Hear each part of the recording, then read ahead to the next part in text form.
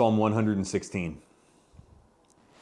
I love Yahweh because he hears my voice and my supplications, because he has inclined his ear to me. Therefore I shall call upon him as long as I live. The cords of death encompassed me, and the terrors of Sheol came upon me. I found distress and sorrow. Then I called upon the name of Yahweh. O Yahweh, I beseech you, save my life. Gracious is Yahweh and righteous. Yes, our God is compassionate. Yahweh preserves the simple. I was brought low, and he saved me. Return to your rest, O my soul, for Yahweh has dealt bountifully with you. For you have rescued my soul from death, my eyes from tears, my feet from stumbling, and I shall walk in the land of the living. I believed when I said, I am greatly afflicted. I said in my alarm, all men are liars. What shall I render to Yahweh for all of his benefits toward me?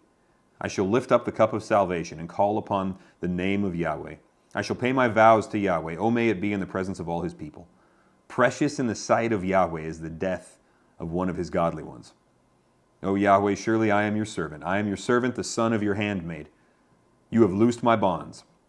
To you I shall offer a sacrifice of thanksgiving and call upon the name of Yahweh. I shall pay my vows to Yahweh. O may it be in the presence of all his people. In the courts of Yahweh's house, in the midst of you, O Jerusalem, praise Yahweh. I got to tell you guys, this is one of the strangest psalms in the Bible. Doesn't sound that weird, but when you look at what's actually going on here, this is some bizarre stuff. Because what he's doing here is he's dancing around this conversation of life and death. And he's saying, save me. And then he's like, you have saved me. But he's also saying that he's died. So what does that mean? Now, obviously, the gospel comes in and makes sense of all of this, right? But this is only true for the Christian. This is only true for somebody who has been born again. All right, check it out. So he says, verse 4, I called upon the name of Yahweh. O Yahweh, I beseech you, save my life. Okay. Then, let's see, verse 6, I was brought low, and he saved me. Well, maybe what that means is he saved me from dying. I was brought low to the point of death, and he yanked me back, and he preserved my biological life. Nope, because then in verse 7, the next thing it says is, return to your rest, O my soul. Now, that's an obvious Hebrew reference to death. For Yahweh has dealt bountifully with you. But so it says, okay, you can go ahead and die and enter your rest, and that's a good thing. That's a blessing from God. But then in verse 8, it says the opposite. For you have rescued my soul from death, my eyes from tears, my feet from stumbling. I shall walk before Yahweh in the land of the living. What is this talking? The land of the living, that can't be here. This is the valley of the shadow of death. I read Psalm 23. What's he talking about? Here's what he's saying, and as a Christian, this makes perfect sense to us. What he's saying is God saves the Christian, okay, the godly one, as we'll see here, not by avoiding death, but by going through it. He saves us not by keeping us from death, but by preserving us in the midst of death and then actually being victorious over it. He saves us not by having us not enter the grave. He saves us by having us enter the grave and then walk out the other side in a resurrection, just like Jesus did. All right, so the way that he saves us is that he gives us victory over death, not just escape from it. So, then he says here, one of these things that I think is maybe most commonly said, it's not most commonly said at funerals, it should be. And it should be said at every Christian funeral, I think. Verse 15, precious in the sight of Yahweh is the death of one of his godly ones. Or, depending on your translation, precious in the sight of the Lord is the death of one of his saints. So this whole psalm is talking about this issue that death really is the worst case scenario for us, but God actually overcomes that and makes it precious, right? Like the bad becomes redeemed.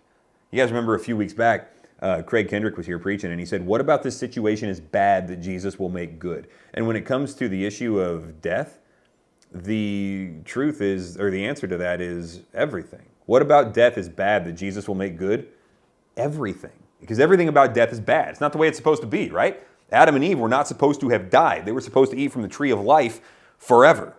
But they ate from the tree of the knowledge of good and evil. They were cut off from the tree of life, and so their life dwindled. It withered, and they were condemned to death.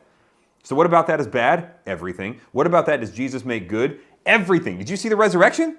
I mean, like, He entered death, and then he was like, now here's how I'm going to use death. Death is going to become my servant. That's why we're always saying that like Jesus beat death at its own game, right? He wrestled it to the ground, actually into the grave, and then he got up and walked out. I mean, that's the gospel. And so the gospel of Jesus Christ takes place in a context of death. That's why, back to Psalm 23, though I walk through the valley of the shadow of death, I will fear no evil. Well, it's not because evil isn't there. It's because Jesus redeems it, the Messiah, in Old Testament terms, redeems it in such a way that it becomes actually good. So we say this at Christian funerals a lot. Like death is the unbeatable enemy, but to the believer, it's actually an escape hatch out of the suffering of this world. And getting there is going to involve some suffering, but after that, it's over. This life and all the suffering of this life, when you look back on it in eternity, you're going to say, all right, I had 80, 90, 100 years, if the Lord should be gracious, right? That's going to feel like the waiting room in a dentist's office. It's like it takes forever at the time. It's like, is this ever going to end? The next week, it's like, oh yeah, I remember that one time I was in the dentist's office. That felt like forever.